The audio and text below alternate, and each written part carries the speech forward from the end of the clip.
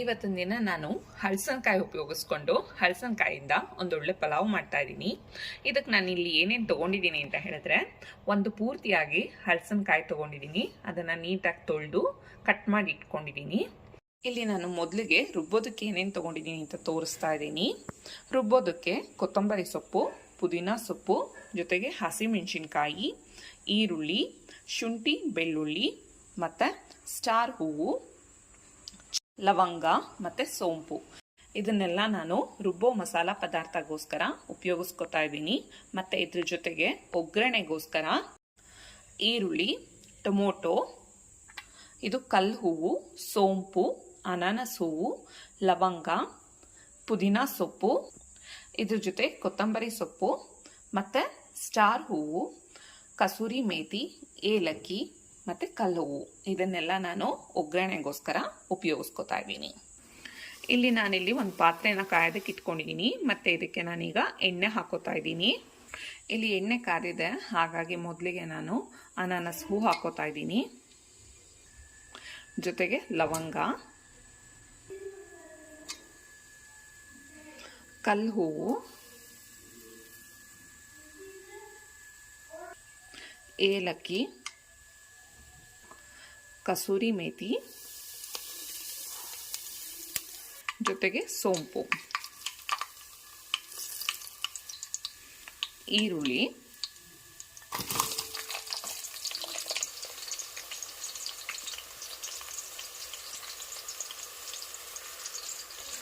ಈರುಳ್ಳಿನಲ್ಲಿ ಹಸಿ ವಾಸನೆ ಎಲ್ಲ ಹೋಗಿದೆ, ಹಾಗಾಗಿ ಇವಾಗ ಸೊಪ್ಪುಗಳನ್ನ ಹಾಕೋತಾ ಇದ್ದೀನಿ. ಮೊದಲಿಗೆ ನಾನಿಲ್ಲಿ ಮೆಂತ್ಯ ಸೊಪ್ಪನ್ನ ಹಾಕೋತಾ ಇದ್ದೀನಿ. ಈಗ ಪುದೀನ ಸೊಪ್ಪು ಹಾಕೋತಾ ಇದ್ದೀನಿ. ಕೊತ್ತಂಬರಿ ಸೊಪ್ಪು, ಇದನ್ನೆಲ್ಲ ಹಾಕಿ ಸ್ವಲ್ಪ ಚೆನ್ನಾಗಿ ಒಗ್ಗರಣೆ ಮಾಡಬೇಕಾಗತ್ತೆ.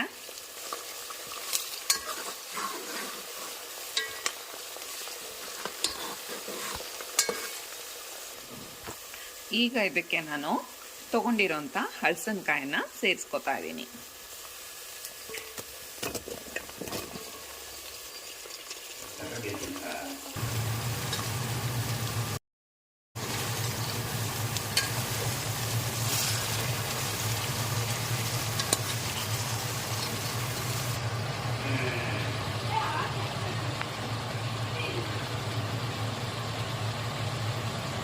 ಈಗ ಇದು ಎಣ್ಣೆನಲ್ಲಿ ಹೀಗೆ ಸ್ವಲ್ಪ ಹೊತ್ತು ಬೇಯಬೇಕಾಗತ್ತೆ, ಹಾಗಾಗಿ ನಾನು ಒಂದು ತಟ್ಟೆನ ಮುಚ್ಚಿ ಇಟ್ಬಿಡ್ತಾ ಇದ್ದೀನಿ. ಇಲ್ಲಿ ರುಬ್ಕೊಳ್ಳೋದಕ್ಕೆ ಒಂದು ಮಿಕ್ಸಿ ಜಾರ್ಗೆ ನಾನು ಈರುಳ್ಳಿ ಹಾಕೊಂಡಿದ್ದೀನಿ. ಇದ್ರ ಜೊತೆಗೆ ಹಸಿಮೆಣಸಿನ್ಕಾಯಿ ಹಾಕೋತಾ ಇದ್ದೀನಿ. ಮತ್ತು ಶುಂಠಿ, ಬೆಳ್ಳುಳ್ಳಿ, ಇದ್ರ ಜೊತೆಗೆ ಕೊತ್ತಂಬರಿ ಸೊಪ್ಪು ಮತ್ತು ಪುದೀನ ಸೊಪ್ಪು, ಸೋಂಪು, ಲವಂಗ ಮತ್ತು ಸ್ಟಾರ್ ಹೂವು, ಇದನ್ನೆಲ್ಲ ನಾನು ಸಣ್ಣಗಾಗಿ ರುಬ್ಕೋತಾ ಇದ್ದೀನಿ.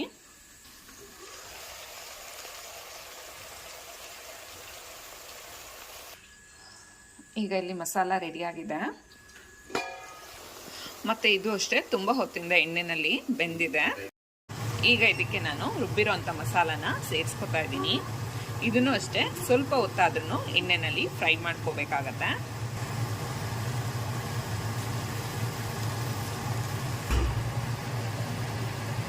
ಈ ಮಸಾಲ ಎಣ್ಣೆನಲ್ಲಿ ಸ್ವಲ್ಪ ಹೊತ್ತು ಫ್ರೈ ಆಗಬೇಕಾಗತ್ತೆ, ಹಾಗಾಗಿ ನಾನು ಒಂದು ತಟ್ಟೆ ಮುಚ್ಚಿ ಬಿಟ್ಬಿಡ್ತಾ ಇದ್ದೀನಿ.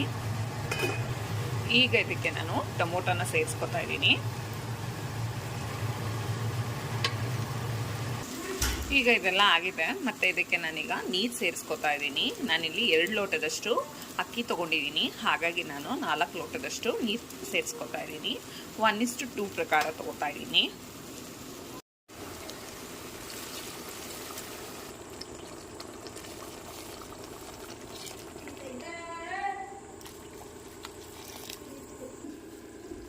ರುಚಿಗೆ ತಕ್ಕಷ್ಟು ಉಪ್ಪನ್ನು ಸೇರಿಸ್ಕೊತಾ ಇದ್ದೀನಿ.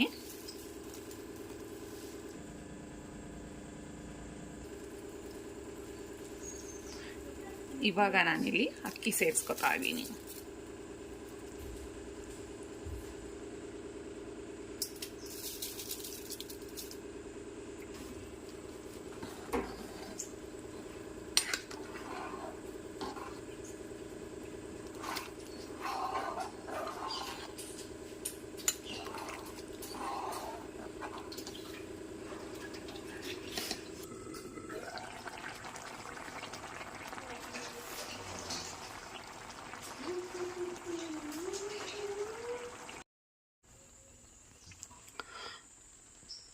ಈಗ ಇದಕ್ಕೆ ನಾನು ತುಪ್ಪ ಸೇರಿಸ್ಕೊತಾ ಇದ್ದೀನಿ.